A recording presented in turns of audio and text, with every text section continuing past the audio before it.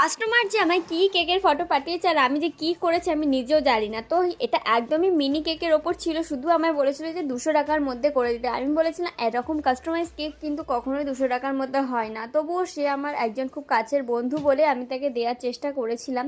কিন্তু দেখো তোমরা, এটা ছিল একটা ডেয়ারি মিল্কের বেশ প্যাকেট সহ ডেয়ারি মিল্ক, তো সেটা আর আমি করতে পারিনি, জানি না কি দেখতে হয়েছে। আর খুবই আর্জেন্ট অর্ডার ছিল এটা, তো আমি তো ভাবতে পারিনি যে আমি ঠিকভাবে করতে পারবো কি না। অনেকটা চেষ্টা করেছিলাম সেম টু সেম করার, বাট হয়ে ওঠেনি, কারণ একটু টাইম হাতে নিয়ে দিলে না আমি করতে পারি। তো এটা না হয়েই ওঠেনি আমার একদম সেম টু সেম। তো যাই হোক, দেখো যেভাবে করছি, আমি যে কি করছি আমি নিজেও জানি না। এই হিজি বিজি কালার করে একদম বিজি বিটকিরি হয়ে গিয়েছিল আর কি কেকটা দেখতে।